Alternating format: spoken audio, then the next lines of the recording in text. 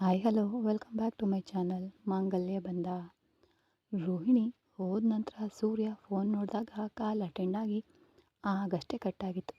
ನೋಡಿದವನಿಗೆ ಆತಂಕ ಆಯಿತು. ಏನಿದು, ನಾವು ರೋಹಿಣಿ ಹತ್ರ ಮಾತಾಡುವಾಗ ಕಾಲ್ ಅಟೆಂಡ್ ಆಗಿದೆಯಾ? ಓ ಗಾಡ್, ಲೇ ಸೂರ್ಯ, ನಿನಗೆ ಬುದ್ಧಿಯೇ ಇಲ್ಲ. ಅವಳು ಬಂದ ತಕ್ಷಣ ಫೋನ್ ಕಟ್ ಮಾಡಿದೆ, ಹಾಗೆ ಬಿಟ್ಟಿಯಾ? ಹೋಯ್ತು, ಹೋಗೇ ಹೋಯ್ತು. ಮಾವ ಇಲ್ಲಿ ನಡೆದ ರಂಪಾಟವನ್ನೆಲ್ಲ ಕೇಳ್ಕೊಂಡಿರ್ತಾರೆ.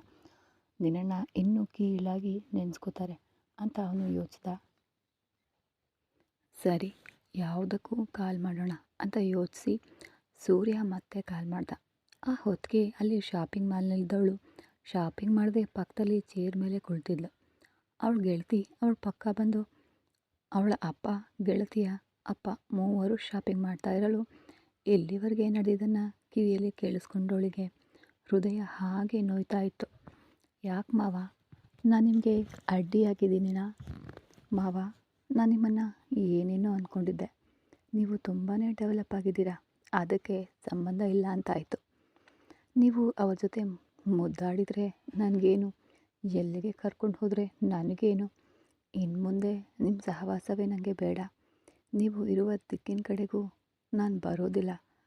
ನನ್ನ ಮಗು ಹುಟ್ಟಿದ್ರೂ ನಿಮ್ಮ ಹೆಸರನ್ನು ಕೂಡ ನಾನು ಹೇಳೋದಿಲ್ಲ ಅಂತ ಕಣ್ಣೀರು ಹಾಕ್ತಾ ಅವಳು ಮಾತನಾಡ್ತಿರುವಾಗ ಈಗ ಮತ್ತೆ ಕಾಲ್ ಬಂತು. ಫೋನ್ ನೋಡಿದ್ಲು. ಸೂರ್ಯ ಎಂಬ ಹೆಸರು ಬಂತು. ಅಟೆಂಡ್ ಮಾಡಬೇಕಾ ಅಥವಾ ಬೇಡವಾ? ಏನಾದರೂ ಮುಖ್ಯವಾದ ವಿಷಯ ಇರಬಹುದು, ಅಟೆಂಡ್ ಮಾಡೋಣ ಅಂತ ಯೋಚಿಸಿ ಕಾಲ್ನ ಅಟೆಂಡ್ ಮಾಡಿ ಕಿವಿಗೆ ಇಟ್ಕೊಂಡ್ಳು. ಹಲೋ ಹಲೋ ಮಾವ, ಹಲೋ ಹಲೋ ಮಾವ, ಲೈನ್ನಲ್ಲಿ ಇದ್ದೀರಾ? ಹಲೋ ಅಂತ 2-3 ಬಾರಿ ಅವನು ಮಾತನಾಡ್ದ. ನಂತರ ಇವಳು ಹಲೋ ಅಂದ್ಲು. ಸೂರ್ಯನಿಗಂತೂ ಅವಳ ಧ್ವನಿ ಕೇಳಿದವನಿಗೆ ಹೃದಯ ಅತಿಯಾಗಿ ಮಿಡಿಯಿತು.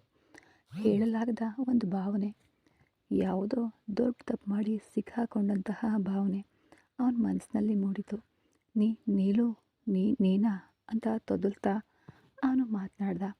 ಅಪ್ಪ ಶಾಪಿಂಗ್ ಮಾಡ್ತಿದ್ದಾರೆ, ಮೊಬೈಲ್ ನನ್ನ ಹತ್ರ ಇತ್ತು, ಕಾಲ್ ಬಂತು, ಅದಕ್ಕೆ ಅಟೆಂಡ್ ಮಾಡಿದೆ. ನಾನು ಅಪ್ಪನ ಹತ್ರ ತೊಗೊಂಡು ಹೋಗಿ ಕೊಡ್ತೀನಿ ಅಂತ ಏನು ನಡೆಯದಂತೆ ಅವಳು ಏನೂ ಕೇಳಿಸ್ಕೊಳ್ಳೇ ಇಲ್ಲ ಅನ್ನುವಂತೆ ಬಹಳ ಸಾಧಾರಣವಾಗಿ ಮಾತನಾಡಿದ್ಲು. ನೀಲು, ಹಳೆ ನೀಲು ಆಗಿದ್ದಿದ್ರೆ ಇಷ್ಟೊತ್ತಿಗೆ ಭೂಕಂಪನೇ ಆಗಿರ್ತಿತ್ತು. ತುಂಬ ಸಾಧಾರಣವಾಗಿ ಮಾತನಾಡ್ತಿದ್ದಾಳೆ. ಒಂದು ವೇಳೆ ನಾವು ಮಾತನಾಡಿದ್ದನ್ನು ಇವಳು ಕೇಳಿಸ್ಕೊಳ್ಳಿಲ್ವೋ ಏನೋ. ಲೈನ್ ಅಟೆಂಡ್ ಆಗಿದ್ದು ಗೊತ್ತಾಗದೆ ಬ್ಯಾಗ್ನಲ್ಲಿ ಏನಾದರೂ ಇಟ್ಕೊಂಡಿದ್ಲೋ ಅಂತ ಸೂರ್ಯ ಯೋಚಿಸ್ತಿರುವಾಗ ಹಲೋ ಅನ್ನೋ ಧ್ವನಿ ಕೇಳಿಸ್ತು. ಮಾವ ಅಂದನು. ಹೇಳು, ಯಾವುದಕ್ಕೆ ಫೋನ್ ಮಾಡಿದ್ದೀರಾ ಅಂತ ಮಾವ ಕೇಳಿದರು. ಅದು ಬಂದು ಮಾವ, ಇವತ್ತು ಬೆಳಗ್ಗೆ ಮನೆಯಲ್ಲಿ ದೊಡ್ಡ ಐನವರು ನೀಲು ಚೆನ್ನೈಗೆ ಹೋಗಿದ್ರ ಬಗ್ಗೆ ವಿಚಾರಿಸಿದರು. ನಾವು ಏನೂ ಗೊತ್ತಿಲ್ಲ ಹಾಗೆ ತೋರಿಸ್ಕೊಂಡ್ವು. ನಿಮಗೆ ಏನಾದರೂ ಅವರು ಕಾಲ್ ಮಾಡಿದ್ರಾ? ಅದನ್ನು ಕೇಳೋಣ ಅಂತ ನಿಮಗೆ ಕರೆ ಮಾಡಿದೆ ಮಾವ ಅಂದ ಸೂರ್ಯ. ಅವನು ಮಾತಾಡೋದು ವಿಚಿತ್ರವಾಗಿ ಅನ್ನಿಸ್ತು. ಏನಾಯ್ತು ಸೂರ್ಯ, ಏನೋ ಹಿಂಜರಿದು ಮಾತನಾಡ್ತಿರುವ ಹಾಗೆ ಇದೆ ಅಂದರು. ಅದೆಲ್ಲ ಏನೂ ಇಲ್ಲ ಮಾವ, ಈಗ ಸ್ವಲ್ಪ ಹೊತ್ತಿನ ಮುಂಚೆ ನಾನು ಕಾಲ್ ಮಾಡಿದ್ದೆ, ಕಾಲ್ ಅಟೆಂಡ್ ಆಗಿತ್ತು, ನೀವೇ ಅಟೆಂಡ್ ಮಾಡಿದ್ರಾ ಅಂತ ಮತ್ತೆ ಹಿಂಜರಿತಲ್ಲೇ ಕೇಳ್ದ. ಇಲ್ಲಪ್ಪ ಅಳಿಯಂದರೆ, ನಾವು ನೀಲುಗೆ ಮನೆಗೆ ಬೇಕಾದ ವಸ್ತುಗಳನ್ನೆಲ್ಲ ಖರೀದಿಸೋಣ ಅಂತ ಶಾಪಿಂಗ್ ಮಾಲ್ಗೆ ಬಂದವು. ನೀಲು ಸುಸ್ತಾಗಿದೆ ಅಂತ ಕುಳಿತಿದ್ಲು. ಸರಿ, ನಾವು ಶಾಪಿಂಗ್ ಮಾಡೋಣ ಅಂದ್ಕೊಂಡು ಬರ್ತೀವಿ ಅಂತ ಒಳಗೆ ಹೋದವು. ನೀಲು ಹತ್ರ ನಾನು ಫೋನ್ ಕೊಟ್ಟು ಹೋಗಿದ್ದೆ. ಒಂದು ವೇಳೆ ನೀಲು ಅಟೆಂಡ್ ಮಾಡಿದ್ಲು ಏನೋ. ಅಂದ ತಕ್ಷಣ ಸೂರ್ಯನಿಗೆ ಮತ್ತೆ ಆತಂಕ ಶುರುವಾಯಿತು. ಸರಿ ಮಾವ, ಚೆನ್ನೈನಲ್ಲಿ ನೀಲು ಯಾವ ಏರಿಯಾದಲ್ಲಿದ್ದಾಳೆ, ಯಾವ ಆಫೀಸ್ಗೆ ಕೆಲಸಕ್ಕೆ ಹೋಗ್ತಿದ್ದಾಳೆ ಅಂತ ಕೇಳ್ದ. ಅದೆಲ್ಲ ನಿಮ್ಗೆ ಯಾಕೆ? ನಾನು ಕೂಡ ನೀವು ಫೋನ್ ಮಾಡಿದ ತಕ್ಷಣ ನಿಮ್ಮ ಅಕ್ಕ ಏನಾದರೂ ಮಾತನಾಡಲು ಹೇಳಿದ್ದಾಳೇನೋ ಅಂತ ನೆನೆಸ್ಕೊಂಡೆ ಫೋನ್ನ ಅಟೆಂಡ್ ಮಾಡಿದೆ. ಸರಿ, ನನ್ನ ಮಗಳನ್ನು ನಾನು ನೋಡ್ಕೊಳ್ತೀನಿ, ನೀವು ಅದ್ರ ಬಗ್ಗೆ ಚಿಂತೆ ಮಾಡಬೇಕಾಗಿಲ್ಲ. ಸಾಕು, ಇಲ್ಲಿವರೆಗೂ ಅವಳು ಕಷ್ಟಪಟ್ಟಿದ್ದು, ಇನ್ನು ಮುಂದೆಯಾದರೂ ನೆಮ್ಮದಿಯಾಗಿ ಇರಲಿ ಬಿಡಿ. ಅವಳು ಇರುವ ಅಡ್ರೆಸ್ ಎಲ್ಲ ನಿಮ್ಗೆ ಯಾಕೆ ಅಂದರು. ಅದಲ್ಲ ಮಾವ, ಚೆನ್ನೈನಲ್ಲಿ ನನ್ನ ಫ್ರೆಂಡ್ ಇದ್ದಾರೆ, ಅದಕ್ಕೆ ಅವಳು ಎಲ್ಲಿ ಉಳ್ಕೊಂಡಿದ್ದಾಳೆ ಅಂತ ಗೊತ್ತಾದರೆ ಅವಳಿಗೆ ಏನಾದರೂ ಸಹಾಯ ಬೇಕಿದ್ರೆ ಮಾಡ್ತಾರೆ ಅಂತ ಅವನು ಮತ್ತೆ ಹೇಳ್ದ. ಏನು ಬೇಡ ಅಳಿ ಅಂದರೆ, ಅವಳನ್ನು ಅವಳು ನೋಡ್ಕೊಳ್ಬಲ್ಲಳು. ಈಗ ಯಾರ ದಯೆಯೂ ಅವಳಿಗೆ ಈಗ ಬೇಡ ಅಂತ ತಾನೇ ನಾವು ಇಷ್ಟು ದೂರ ಬಂದಿರೋದು. ಇಲ್ಲಿಗೆ ಬಂದು ನಿಮ್ಮ ಫ್ರೆಂಡ್ಸ್ ಅಂತ ಮಾತ್ರ ದೊಡ್ಡ ಸಹಾಯ ಮಾಡಿಬಿಡ್ತಾರಾ? ಪರವಾಗಿಲ್ಲ, ನನ್ನ ಮಗಳಿಗೆ ಸಾಕಷ್ಟು ಧೈರ್ಯ ಇದೆ. ಸರಿ, ಇನ್ನು ನಾನು ಫೋನ್ ಇಡ್ತೀನಿ ಅಂತ ಹೇಳಿ ಫೋನ್ ಇಟ್ಟರು. ಪಾಪ ನೀಲುಳ ನೋವು. ನೀಲುನ ಕಣ್ಣುಗಳು ತುಂಬಿ ಬರ್ತಿದ್ವು ಕಣ್ಣೀರಿನಿಂದ. ಯಾಕೆ ನೀಲು, ಫೋನಲ್ಲಿ ಹೆಸರು ಬಂದಿದ್ದನ್ನು ನೋಡಿ ನೀನು ಅಟೆಂಡ್ ಮಾಡಿದೆ ಇರಬಹುದಿತ್ತು ಅಲ್ವಾ? ಈಗ ನೋಡು, ಮಾತನಾಡಿ ನೀನು ಸುಮ್ಮನೆ ಬೇಸರ ಮಾಡ್ಕೊಳ್ತಿದ್ದೀಯಾ ಅಂದರು. ಅಪ್ಪ, ನಾನು ಏನೂ ಮಾತಾಡಲಿಲ್ಲಪ್ಪ. ಸ್ವಲ್ಪ ಮುಂಚೆ ಕಾಲ್ ಬಂತು, ಸರಿ ಏನಾದರೂ ಮುಖ್ಯವಾದ ವಿಷಯ ಇರಬಹುದು ಅಂತ ಅಟೆಂಡ್ ಮಾಡಿದೆ. ಆಗ ಆ ರೋಹಿಣಿ ಜೊತೆ ತುಂಬ ಕ್ಲೋಸ್ ಆಗಿ ಮಾತನಾಡ್ತಿದ್ರು.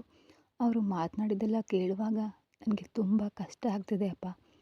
ಅದೇ ಸಮಯ ಇನ್ನು ಮುಂದೆ ಅವರ ಕಣ್ಣೆದುರು ಚೆನ್ನಾಗಿ ಬಾಳಬೇಕು ಅಂತ ನನಗೆ ಅನ್ನಿಸ್ತಿದೆ. ನನ್ನನ್ನು ಕೀಳಾಗಿ ಮಾತನಾಡಿ ಈಗ ಅದೇ ಕೆಲಸವನ್ನು ಅವರು ಮಾಡ್ತಿದ್ದಾರೆ. ಈ ಸಮಾಜ ತುಂಬ ಕೆಟ್ಟದ್ದು. ಗಂಡಸರು ತಪ್ಪು ಮಾಡಿದರೆ ಅದು ಸಮಸ್ಯೆ ಅಲ್ಲ, ಅದೇ ಹೆಣ್ಮಕ್ಳು ತಲೆ ಎತ್ತಿ ಯಾರ ಹತ್ರ ಆದರೂ ಮಾತನಾಡಿದರೆ ತಕ್ಷಣ ಶೀಲವೇ ಹೋದ ಹಾಗೆ ಕತೆ ಕಟ್ಬಿಡ್ತಾರೆ. ಸರಿ, ಅದು ಯಾಕೆ ನಮಗೆ? ಸರಿಯಪ್ಪ, ನಾವು ಹೊರಡೋಣವಾ? ನನಗೆ ಒಂಥರ ಆಗ್ತಿದೆ ಅಂದ್ಲು.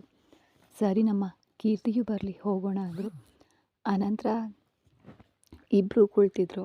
ಇತ್ತ ಮಾದೇಶ್ನ ಮನೆಯಲ್ಲಿ ಅಮ್ಮ ಅಂತ ತನ್ನ ತಾಯಿಯ ಹಿಂದೆ ನಿಂತು ಅವಳು ಕರೆದ್ಲು. ಏನು ಕಣ್ಮಣಿ, ಏನಾದರೂ ಬೇಕಿತ್ತಾ ಅಂತ ಅಶ್ವಿನಿ ಕೇಳಿದ್ಲು. ಅಮ್ಮ, ದೇವಸ್ಥಾನಕ್ಕೆ ಹೋಗಿ ತುಂಬ ದಿನ ಆಯಿತು. ಮಾವನ ಹತ್ರ ಹೇಳಿ ನನ್ನನ್ನು ಕರ್ಕೊಂಡು ಹೋಗಲು ಹೇಳ್ತೀಯಾ ಅಂದ್ಲು. ನೀನೇ ಹೋಗಿ ಕೇಳಬೇಕಾದದನ್ನು ತಾನೇ, ಇದಕ್ಕೆ ನಿನಗೆ ಒಬ್ಬಳು ಬೇಕಾ ಅಂತ ಕೇಳಿದ್ಲು ಅಶ್ವಿನಿ. ಇಲ್ಲಮ್ಮ, ನಾನು ಹೋದರೆ ಮಾವ ಮಾತನಾಡೋದೇ ಇಲ್ಲ. ನೀನು ಹೇಳಿದರೆ ನಿನ್ನ ಮಾತನ್ನು ತೆಗೆದುಹಾಕಲಾಗದೆ ನನ್ನ ಕರ್ಕೊಂಡು ಹೋಗ್ತಾರೆ ಅಂತ ಅವಳು ಅಂಗ್ಲಾಸ್ತಿರುವಾಗ ಆಗ ಹಾಲಿನಿಂದ ಕಣ್ಮಣಿ ಅಂತ ಮಹದೇಶನ ಧ್ವನಿ ಕೇಳಿಸ್ತು. ನಿನ್ನ ಗಂಡ ಕರೆದ, ಹೋಗಿ ಏನು ಅಂತ ಕೇಳು ಅಂದ್ಲು. ಏನು ಮಾವ ಅಂತ ಹತ್ತಿರ ಹೋದ್ಲು ಕಣ್ಮಣಿ. ನನ್ನ ಸ್ನೇಹಿತನೊಬ್ಬನಿಗೆ ಮದುವೆ, ಕುಟುಂಬ ಸಮೇತ ಬರಲು ಹೇಳಿದ್ದಾನೆ. ನಾಳೆ ಬ್ರಾಹ್ಮಿ ಮುಹೂರ್ತ, ಅದಕ್ಕೆ ಸಂಜೆನೇ ಹೋಗಬೇಕು. ನಾನು ಬೇಗ ಬಂದುಬಿಡ್ತೀನಿ. 2 ದಿನಕ್ಕೆ ಬೇಕಾದ ಬಟ್ಟೆಗಳನ್ನು ಎತ್ತಿಟ್ಕೋ ಅಂದ. ಸರಿ ಮಾವ ಅಂತ ಹೇಳಿ ಅಡುಗೆ ಮನೆಗೆ ಹೋದ್ಲು. ಸ್ವಲ್ಪ ಹೊತ್ತು ಅಲ್ಲಿದ್ದ ಫೈಲ್ಗಳನ್ನೆಲ್ಲ ಪರಿಶೀಲಿಸಿ ಸಹಿ ಹಾಕಿದವನು ಪ್ರಕಾಶ್ಗೆ ಕಾಲ್ ಮಾಡ್ದ. ಪ್ರಕಾಶ್ ಕಾಲ್ ಅಟೆಂಡ್ ಮಾಡ್ದ. ಪ್ರಕಾಶ್, ಗ್ರಾನೈಟ್ ಫ್ಯಾಕ್ಟರಿ ಅಪ್ರೂವಲ್ ಪಡೆಯಲು ಡಾಕ್ಯುಮೆಂಟ್ಸ್ ರೆಡಿ ಮಾಡಲು ಹೇಳಿದ್ನಲ್ವಾ, ರೆಡಿಯಾಗಿದೆಯಾ ಅಂತ ಕೇಳ್ದ. ಹಾಂ, ಅದೆಲ್ಲ ರೆಡಿಯಾಗಿದೆ ಅಂದ. ಓಕೆ, ಅದನ್ನು ಚೇಂಬರ್ನಲ್ಲಿ ನನ್ನ ಆಫೀಸ್ ರೂಮ್ನಲ್ಲಿ ತಗೊಂಡು ಹೋಗಿ ಇಟ್ಬಿಡು. ನಾನು ಇನ್ನೂ ಮನೆಯಿಂದ ಹೊರಟಿಲ್ಲ. ಇನ್ಮೇಲೆ ತಾನೇ ಊಟ ಮಾಡಿಕೊಂಡು ಬರಬೇಕು ಅಂದ. ಏನೋ ಯಾವಾಗಲೂ ಟಣ್ಣಂತ 9 ಗಂಟೆಗೆ ಬಂದುಬಿಡ್ತೀಯಾ? ಇವತ್ತು ಯಾಕೆ ಇಷ್ಟು ಲೇಟ್? ಟೈಮ್ 11 ಆಯಿತು ಅಂತ ಹೇಳಲು ಎಲ್ಲೋ ಸ್ವಲ್ಪ ವರ್ಕ್ ಪೆಂಡಿಂಗ್ ಇತ್ತಲ್ಲ, ಅದನ್ನೆಲ್ಲ ಮನೆಯಲ್ಲಿ ಇಟ್ಕೊಂಡು ಮುಗಿಸ್ದೆ. ಸರಿ ಇಡ್ತೇನೆ ಅಂತ ಹೇಳಿ ಫೋನ್ ಇಟ್ಟನು. ಅಮ್ಮ, ಮಾವ ಮದುವೆಗೆ ಹೋಗೋಣ ಅಂತ ಹೇಳಿದರು ಅಂತ ಆಸೆಯಿಂದ ಹೇಳಿದ್ಲು. ಸರಿ, ಹುಷಾರಾಗಿ ಹೋಗಿ ಬನ್ನಿ ಅಂದ್ಲು. ಅವಳು ತಲೆಯಾಡಿಸಿದ್ಲು. ಕಣ್ಮಣಿ, ಟಿಫನ್ ತಗೊಂಡು ಬಾ ಅಂತ ಮಾದೇಶ ಕರೆದ. ಚಪಾತಿ ಇದ್ದ ಹಾಟ್ ಬಾಕ್ಸ್ನ ತಗೊಂಡು ಬಂದು ಡೈನಿಂಗ್ ಟೇಬಲ್ ಹತ್ರ ಇಟ್ಲು. ಆಮೇಲೆ ಚಟ್ನಿ ಸಾಂಬಾರು ಎಲ್ಲವನ್ನ ತಂದು ತೆಗೆದುಕೊಂಡು ಹೋಗಿ ಇಟ್ಟವಳು ಅವನಿಗೆ ಪ್ಲೇಟ್ ತಗೊಂಡು ಚಪಾತಿ ಇಡಲು, ನೀನು ತಿಂದ್ಯಾ ಅಂತ ಕೇಳ್ದ ಮಾದೇಶ. ಕಣ್ಮಣಿಗೆ ಅದೆಂಥ ಸಂತೋಷ ಅಂದರೆ, ಇಲ್ಲ ಮಾವ, ನೀವು ತಿನ್ನಿ, ನಾನು ತಿಂತೀನಿ ಅಂತ ನಗ್ತಲೇ ಹೇಳ್ದವಳನ್ನು ಗುರಾಯಿಸಿ ನೋಡ್ದ. ಗರ್ಭಿಣಿಯಾಗಿರುವ ಹುಡುಗಿ ಟೈಮ್ಗೆ ಊಟ ಮಾಡಬೇಕು. ಗಂಟೆ 11 ಆಯಿತು, ಇನ್ನೂ ತಿಂದೇ ಇದೆಯಾ? ಕೂತ್ಕೋ ಅಂದ. ಇಲ್ಲ ಮಾವ, ನೀವು ತಿನ್ನಿ, ನಾನು ಆಮೇಲೆ ತಿಂತೀನಿ ಅಂದ್ಲು. ಇಲ್ಲಿ ನೋಡು, ಹೇಳಿದರೆ ಹೇಳಿದ್ದನ್ನು ಮಾಡು, ಎದುರು ಥರ ಕೊಡಬೇಡ, ಮರ್ಯಾದೆಯಿಂದ ಕುಳಿತುಕೊಂಡು ಊಟ ಮಾಡು ಅಂತ ಬಿಗಿಯಾದ ಮುಖ ಇಟ್ಕೊಂಡು ಆಗ್ನೆಯಾಗಿ ಅವನು ಹೇಳಲು ಅವಳು ಪಾಪದವಳಂತೆ ನೋಡ್ತಲೇ ಕುಳಿತಳು. ಏನೋ ಚಪಾತಿ ಒಳಗಡೆ ಇಳಿಯಲು ನಿರಾಕರಿಸಿತು. 2 ತುತ್ತು ಇಡುವಾಗಲೇ ವಾಕರಿಕೆ ಬರಲು ಇದಕ್ಕೂ ಮೇಲೆ ತಡೆದುಕೊಳ್ಳಲು ಸಾಧ್ಯ ಇಲ್ಲ ಅಂತ ಅವಸರವಾಗಿ ಕೆಳಗಿರುವ ಕೋಣೆಯೊಳಗಡೆ ಹೊರಟುಬಿಟ್ಲು ಕಣ್ಮಣಿ. ಅದನ್ನು ಗಮನಿಸಿದವನು ಅಕ್ಕ ಅಂತ ಕರೆಯಲು, ಏನಪ್ಪ ಅಂತ ಕಣ್ಮಣಿಯ ತಾಯಿ ಬಂದು ಅವನನ್ನು ಕೇಳಿ ಸೇರಿದರು. ಅವಳಿಗೆ ವಾಮಿಟ್ ಬರುವಂತಿದೆ, ಸ್ವಲ್ಪ ಬಿಸಿ ನೀರು ಇಟ್ಕೊಂಡು ತೊಗೊಂಡು ಹೋಗಿ ಕೊಡಿ. ಯಾಕೆ ಪದೇ ಪದೇ ವಾಮಿಟ್ ಬರ್ತಿದೆ? ರಾತ್ರಿಯೂ ಯಾಕೋ ಕಣ್ಮಣಿ ಸರಿಯಾಗಿ ನಿದ್ದೆ ಮಾಡಿಲ್ಲ ಅಂತ ಅವನು ಕೇಳಲು, ಗರ್ಭಿಣಿಯಾಗಿದ್ದಾಗ ಹಾಗೇನೇ ಇರುತ್ತೆ ಮಾದೇಶ ಅಂದರು ಅಶ್ವಿನಿ. ಸರಿ ಅಕ್ಕ, ಅವಳನ್ನು ನೋಡಿಕೊಂಡು ಊಟ ಮಾಡಿಸಿ, ನಾನು ಚೇಂಬರ್ಗೆ ಹೊರಡ್ತೀನಿ ಅಂತ ಹೇಳಿ ಊಟವನ್ನು ಮುಗಿಸಿದವನು ಕೈ ತೊಳೆದು ಹೊರಟ್ಬಿಟ್ಟ. ಅರ್ಧ ದಾರಿಯಲ್ಲಿ ಹೋಗುವಾಗ ಸಾಮ್ರಾಟ್ ಫೋನ್ ಮಾಡ್ದ ಮಾದೇಶನಿಗೆ. ಏನು ಈ ಟೈಮ್ನಲ್ಲಿ ಸಾಮ್ರಾಟ್ ಫೋನ್ ಮಾಡ್ತಿದ್ದಾನೆ ಅಂತ ಕಾಲ್ ಅಟೆಂಡ್ ಮಾಡಿದವನು, ಹೇಳೋ ಅಂದ. ಮಾದೇಶ ಆ ಸಂಜಯ್ನನ್ನು ಎತ್ತು ಹಾಕಾಯಿತು, ಮಿಲ್ನಲ್ಲಿ ಇಡಲು ಹೇಳಿದ್ದೀನಿ ಅಂದರು. ಲೇ, ಏನು ಹೇಳ್ತಿದೀಯಾ? ಅವನನ್ನು ಯಾಕೆ ಈಗ ಎತ್ತಿದೆ ಅಂತ ಮಾದೇಶ ಕೇಳ್ದ.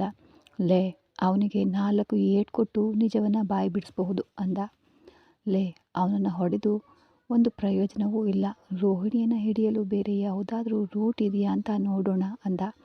ಇಲ್ವೋ, ಇವನಿಗೆ ಹೊಡೆದು ನಿಜ ತಿಳ್ಕೊಂಡ್ರೆ ಆ ರೋಹಿಣಿ ಯಾವ ರೂಟ್ನಲ್ಲಿ ಹೋಗಿದ್ದಾಳೆ ಅಂತ ನಾವು ಗೆಸ್ ಮಾಡಬಹುದು. ಅದಕ್ಕೋಸ್ಕರವೇ ಅಂದ. ಸರಿ ಸಾಮ್ರಾಟ್, ನಾನು ಬೇರೆ ತಹಶೀಲ್ದಾರರನ್ನು ನೋಡಲು ಹೋಗ್ತಿದ್ದೀನಿ. ಅದರಿಂದ ಅವನನ್ನು ನೀನೇ ವಿಚಾರಿಸು. ನಾನು ಬರಲು ಹೇಗೋ 3 ಗಂಟೆಗೂ ಮೇಲಾಗುತ್ತೆ ಅಂದ. ಸರಿ, ಓಕೆ, ನೀನು ಹೋಗಿ ನೋಡು, ಇವನನ್ನು ನಾನು ಹೋಗಿ ಗಮನಿಸ್ಕೊಳ್ತೀನಿ ಅಂದ. ಸರಿ ಸಾಮ್ರಾಟ್, ಮರೆಯದೆ ಅವನು ಹೇಳೋದನ್ನೆಲ್ಲ ವೀಡಿಯೋಸ್ ತೆಗೆದು ಇಟ್ಕೋ, ಆಗಲೇ ಈ ಕಾಕಿ ಪೊಲೀಸ್ ನಂಬೋದು ಅಂದ. ಓಕೆ ಅಂತ ಹೇಳಿ ಫೋನ್ ಇಟ್ಟವನು. ಇತ್ತ ರಾಶಿಕಾ, ನಾನು ಹೊರಡ್ತೀನಿ, ನೀನು ರೆಸ್ಟ್ ತಗೋ ಅಂತ ತಕ್ಷಣ ಮಾವ ನಾನು ಕೂಡ ಬರ್ತೀನಿ ಅಂದ್ಲು. ಸ್ವಲ್ಪ ಯೋಚನೆ ನಂತರ ಅವಳನ್ನು ಕರ್ಕೊಂಡು ಹೋದನು ಸಾಮ್ರಾಟ್. ಅದೇ ಸಮಯದಲ್ಲಿ ಜನನಿ ಆಸ್ಪತ್ರೆಗೆ ಮಾರು ವೇಷದಲ್ಲಿ ಹೋದ ಸೂರ್ಯ. ಇತ್ತ ರಾಶಿಕಾ ಮತ್ತು ಸಾಮ್ರಾಟ್ ಇಬ್ಬರಿಗೂ ಮಿಲ್ಗೆ ಅಂತ ಗಿರಣಿ ಹೋಗಿದ್ರು. ಅಲ್ಲಿ ಸಂಜಯ್ನನ್ನು ಕಟ್ ಹಾಕಲಾಗಿತ್ತು. ಈಗಾಗಲೇ ಸಾಮ್ರಾಟ್ನ ಆಳುಗಳು ಅವನಿಗೆ ಚೆನ್ನಾಗಿ ಹೊಡೆದು ಬಡ್ದಿದ್ರು. ಈಗ ಸಾಮ್ರಾಟ್ನನ್ನು ನೋಡಿದ ಸಂಜಯ್ಗೆ ಮೈ ನಡುಗ್ತಾ ಇತ್ತು. ಅಣ್ಣ, ನನ್ನನ್ನು ಬಿಡಲು ಹೇಳಿ, ನಾನು ಯಾವ ತಪ್ಪು ಮಾಡಿಲ್ಲ, ದಯವಿಟ್ಟು ನನ್ನನ್ನು ಬಿಡಲು ಹೇಳಿ ಅಂತ ಅವನು ಗೋಗರಿತಾ ಇದ್ದ. ನಿನ್ನನ್ನು ಬಿಡ್ತೇನೆ, ಆದರೆ ಮೊದಲು ನೀನು ನಿಜ ಹೇಳು. ನೀಲು ಬಳಿ ನೀನೇ ಆ ನಂಬರ್ನಿಂದ ಮಾತನಾಡಿದ್ದ ಅಥವಾ ರೋಹಿಣಿ ಮಾತನಾಡಿದ್ಲ? ನಿನಗೂ ರೋಹಿಣಿಗೂ ಏನು ಸಂಬಂಧ? ಇದೆಲ್ಲವನ್ನ ಹೇಳಿದೆ ನೀನು ಇಲ್ಲಿಂದ ತಪ್ಪಿಸ್ಕೊಳ್ಳಲು ಸಾಧ್ಯನೇ ಇಲ್ಲ ಅಂತ ಸಾಮ್ರಾಟ್ ಕೋಪದಿಂದ ಗರ್ಜಿಸ್ದ. ಅಣ್ಣ, ನಾನು ತಾನೇ ನೀಲು ಬಳಿ ಮಾತನಾಡಿದ್ದು ಅಂತ ಹೇಳಿದ ಮರುಕ್ಷಣನೇ ಸಾಮ್ರಾಟ್ ಅವನ ಬಾಯಿಗೆ ಜೋರಾಗಿ ಗುದ್ದಿದ. ಸಾಮ್ರಾಟ್ನ ಗುದ್ದಿಗೆ ಸಂಜಯ್ನ ತುಟಿಗಳು ರಕ್ತ ಸುರಿತಾಯಿತ್ತು. ಅವನು ತಲೆ ತಗ್ಗಿಸಿ ಬಾಯಿಂದ ರಕ್ತ ಸುರಿತಿರುವಾಗ ಉಸಿರೆಳ್ಕೊಳ್ತಿದ್ದನು. ಇದನ್ನು ನೋಡಿದ ರಾಶಿಕಾ ಕಣ್ಣುಗಳನ್ನು ಬಿಗಿಯಾಗಿ ಮುಚ್ಕೊಂಡ್ಳು. ಈಗಷ್ಟೇ ಸಾಮ್ರಾಟ್ ಅವಳನ್ನು ಗಮನಿಸ್ದ. ಅವಳು ನಡಕ್ತಾ ಇರೋದನ್ನು ಕಂಡು, ಇದಕ್ಕಾಗಿಯೇ ನಾನು ನಿನ್ನನ್ನು ಇಲ್ಲಿಗೆಲ್ಲ ಬರಬೇಡ ಅಂತ ಹೇಳಿದೆ. ನೀನು ಹಠ ಹಿಡಿದು ಜೊತೆಗೆ ಬಂದೆ. ಈಗ ನೋಡು ಅಂದವನು, ಏ ರಾಮು, ಅದಕ್ಕೆ ಕರ್ಕೊಂಡು ಹೋಗಿ ಆಫೀಸ್ ರೂಮ್ನಲ್ಲೇ ಕೂರಿಸು ಅಂತ ಆದೇಶಿಸ್ದ. ಮಾವ, ಅವನಿಗೆ ಏನೂ ಮಾಡಬೇಡಿ, ಏನಾಗಿದೆ ಅಂತ ನಿಜವನ್ನು ಮಾತ್ರ ಬಾಯಿ ಬಿಡಿಸಿ. ಇವನ ಬಾಯಿಂದ ಬರುವ ನಿಜವೇ ನೀಳು ಮತ್ತು ಸೂರ್ಯ ಮಾವನ ಜೀವನವನ್ನು ಉಳಿಸುತ್ತೆ. ನನಗೆ ತಲೆ ತಿರುಗ್ದಂತಾಗ್ತಿದೆ ಅಂದ್ಲು ರಾಶಿಕಾ. ನೀನು ಇದನ್ನೆಲ್ಲವನ್ನು ತಡ್ಕೊಳ್ಳೋದಿಲ್ಲ ರಾಶಿಕಾ, ಅದಕ್ಕಾಗಿಯೇ ನಿನ್ನನ್ನು ಬರಬೇಡ ಅಂದೆ. ನೀನು ಕೇಳಿದ್ಯಾ? ಇಲ್ವಲ್ಲ. ಸರಿ ಬಿಡು, ಪರವಾಗಿಲ್ಲ, ನೀನು ಹೋಗಿ ಆಫೀಸ್ ರೂಮ್ನಲ್ಲಿ ವಿಶ್ರಾಂತಿ ತಗೋ. ನಾನು ಕೆಲಸ ಮುಗಿಸ್ಕೊಂಡು ಬಂದು ನಿನ್ನನ್ನು ಆಸ್ಪತ್ರೆಗೆ ಕರ್ಕೊಂಡು ಹೋಗ್ತೀನಿ ಅಂದ. ಈಗ ಅವಳು ಆಫೀಸ್ ರೂಮ್ಗೆ ಹೋದಳು. ಈಗ ಸಾಮ್ರಾಟ್ಗೆ ಕೊಂಚ ನಿರಾಳಾಯಿತು. ಅವನ ಮುಂದೆ ಒಂದು ಕುರ್ಚಿಯನ್ನು ಎಳ್ಕೊಂಡು ಕಾಲಿನ ಮೇಲೆ ಕಾಲು ಹಾಕಿ ಕುಳಿತ ಸಾಮ್ರಾಟ್. ನೀನು ನಿಜ ಹೇಳಲಿಲ್ಲ ಅಂದರೆ ಖಂಡಿತ ನಿನ್ನನ್ನು ಮುಗಿಸ್ಬಿಡ್ತೀನಿ ಕಣ. ಅದು ನಿನಗೆ ಗೊತ್ತು. ನನಗೆ ಬೇಕಾಗಿರೋದು ನಿಜ ಮಾತ್ರ. ಆ ರೋಹಿಣಿಗೂ ನಿನಗೂ ಯಾವ ಸಂಬಂಧವೂ ಇಲ್ಲ ಅನ್ನುವಂತೆ ಫೋನ್ ಲಿಸ್ಟ್ನಲ್ಲಿ ಬೇಕಾದರೆ ಇರಬಹುದು. ಆದರೆ ನನಗೆ ತಿಳಿದ ಮಟ್ಟಿಗೆ ಖಂಡಿತ ನಿಮ್ಮಿಬ್ಬರಿಗೂ ಕಲೆಕ್ಷನ್ ಇಲ್ಲೇ ಇರಲು ಸಾಧ್ಯನೇ ಇಲ್ಲ. ನೀಲು ಯಾಕೆ ಸುಳ್ಳು ಹೇಳ್ತಾಳೆ ಅಂತ ಕೇಳ್ದ. ಇಲ್ಲ, ನಾನೇ ಮಾತನಾಡಿದ್ದು. ನನ್ನನ್ನು ಕೊಂದರೂ ಸರಿ, ನೀವು ನಾನೇ ಮಾತನಾಡಿದ್ದು ಅಂತ ಬಿಡದೆ ಅದನ್ನೇ ಹೇಳ್ತಿದ್ದ. ಸರಿ, ನಿನ್ನನ್ನು ಕೊಂದು ನಾನು ಏನು ಮಾಡಲಿ? ಅದಕ್ಕಾಗಿ ನಿನ್ನನ್ನು ಕೊಲ್ಲೋದಿಲ್ಲ, ನಿನಗೆ ಬೇರೆ ಟ್ರೀಟ್ಮೆಂಟೇ ಇದೆ ಅಂತ ಹೇಳಿದವನು ತನ್ನ ಆಳುಗಳನ್ನು ತಿರುಗಿ, ಟ್ಯಾಂಕ್ ತೊಳೆಯಲು ತಂದಿಟ್ಟ ಆಸಿಡ್ ಸ್ಟಾಕ್ ಇದೆಯಲ್ಲ, ಆ ಡ್ರಮ್ ಒಳಗಡೆ ಇವನನ್ನು ಎತ್ತು ಹಾಕಿ ಮುಚ್ಚಿಟ್ಬಿಡಿ, ರೋಸ್ಟ್ ಆದಮೇಲೆ ಎತ್ತಿ ಹೂತು ಹಾಕಿಬಿಡಿ ಅಂತ ಅತ್ಯಂತ ಸಾಧಾರಣವಾಗಿ ಹೇಳಿಬಿಟ್ಟು ಎದ್ದು ನಡೆದನು ಸಾಮ್ರಾಟ್. ಅಯ್ಯೋ ಬೇಡ ಬೇಡ, ನಾನು ನಿಮ್ಮ ಬಳಿ ಎಲ್ಲ ನಿಜವನ್ನು ಹೇಳ್ತೀನಿ ಅಂತ ಬೊಬ್ಬೆ ಹೊಡೆದನು ಸಂಜಯ್. ಸರಿ ಮತ್ತೆ ಹೇಳು ಅಂದ ಕೂಡಲೇ ಸಂಜಯ್ ಬಾಯ್ಬಿಟ್ಟ. ಅದು ಬಂದು ಅವರ ಫ್ರೆಂಡ್ ಡಾಕ್ಟರ್ ಜನನಿ ಅವರ ಫೋನಿಂದಾನೇ ನನಗೆ ಕಾನ್ಫರೆನ್ಸ್ ಹಾಕಿ ನನ್ನ ಕೈಯಲ್ಲಿ ನೀಲುಗೆ ಕಾಲ್ ಮಾಡಿಸಿ ರೋಹಿಣಿ ಮಾತನಾಡ್ತಿದ್ರು. ಈ ವಿಷಯ ಅವರಿಗೆ ಗೊತ್ತಾದರೆ ನನ್ನನ್ನು ಸುಮ್ಮನೆ ಬಿಡೋದಿಲ್ಲ ಅಂತ ಕೂಡ ಅವರು ಹೇಳಿದರು. ಅವರು ತುಂಬ ಕೆಟ್ಟವರು ಅಂದ. ಅವನು ಮಾತಾಡೋದನ್ನೆಲ್ಲ ವಿಡಿಯೋ ರೆಕಾರ್ಡ್ ಮಾಡಿಕೊಂಡ ಸಾಮ್ರಾಟ್. ಮತ್ತೊಂದೆಡೆ ಆಸ್ಪತ್ರೆಯಲ್ಲಿ ಅದೇ ವೇಳೆಯಲ್ಲಿ ಜನನಿ ಆಸ್ಪತ್ರೆಯೊಳಗೆ ಮಾರು ವೇಷದಲ್ಲಿ ನುಗ್ಗಿದ ಸೂರ್ಯ. ಎಕ್ಸ್ಕ್ಯೂಸ್ ಮೀ ಮೇಡಮ್ ಅಂತ ಬರೋಬ್ಬರಿ ಬೇರೊಬ್ಬರ ಧ್ವನಿಯಲ್ಲಿ ಕರೆದ. ಒಳಗಡೆ ಬನ್ನಿ ಅಂದ್ಲು ಜನನಿ. ನೀವು ಅಂತ ಜನನಿ ಕೇಳಿದ್ಲು. ನಾವಿಬ್ಬರು AC mechanic madam, AC service ಮಾಡಬೇಕು ಅಂತ ಆಸ್ಪತ್ರೆಯಿಂದ ನಮಗೆ ತಿಳಿಸಿದ್ರು. ಅದಕ್ಕೆ ನಾವು ಎಲ್ಲ ರೂಮ್ನಲ್ಲೂ ACಯನ್ನು ಚೆಕ್ ಮಾಡ್ತಿದ್ದೀವಿ ಅಂದ ಸೂರ್ಯ. ಸರಿ ನೋಡಿ ಅಂತ ಹೇಳಿಬಿಟ್ಟು ಅವಳು ರೌಂಡ್ಸ್ಗೆ ಹೊರಟಳು. ಅದೇ ಸಮಯನ ಬಳಸ್ಕೊಂಡು ಸೂರ್ಯ ಕೆಲವು ಕೆಲಸಗಳನ್ನು ಅಚ್ಚುಕಟ್ಟಾಗಿ ಮುಗಿಸಿ ಆ ಕೊಠಡಿಯಿಂದ ಹೊರಬಂದ. ಹೀಗೆ ಸ್ವಲ್ಪ ಹೊತ್ತಿನಲ್ಲಿ ಪೊಲೀಸ್ ಸ್ಟೇಷನ್ಗೆ ಹೋದವನು ಸತೀಶ್, ನಿನಗೆ ಕೆಲವು ಜನರ ನಂಬರ್ ಕಳಿಸ್ತೀನಿ, ಅವರ ಪೂರ್ಣ ಕಾಲ್ ಹಿಸ್ಟ್ರಿ ನಂಗೆ ಬೇಕು, ಕಳೆದ 2 ವರ್ಷಗಳಿಂದೆಲ್ಲವೂ ನನಗೆ ಮಿಸ್ ಆಗದೆ ಬೇಕು ಅಂತ ಹೇಳ್ದ. ಅವನು ಓಕೆ ಸೂರ್ಯ, ನೀನು ಕಳುಹಿಸು, ನಾನು ನೋಡ್ಕೊಳ್ತೀನಿ ಅಂತ ಹೇಳ್ದ. ಅದರ ನಂತರ ರೋಹಿಣಿಯ ಆಪ್ತ ಸ್ನೇಹಿತೆಯರು ಅವರ ನಂಬರ್ಗಳನ್ನು, ಅವರ ಕುಟುಂಬದ ಸದಸ್ಯರ ನಂಬರ್, ಹೀಗೆ ಹಲವು ಮಾಹಿತಿಗಳನ್ನು ಸತೀಶ್ ಕೊಟ್ಟಿದ್ದ.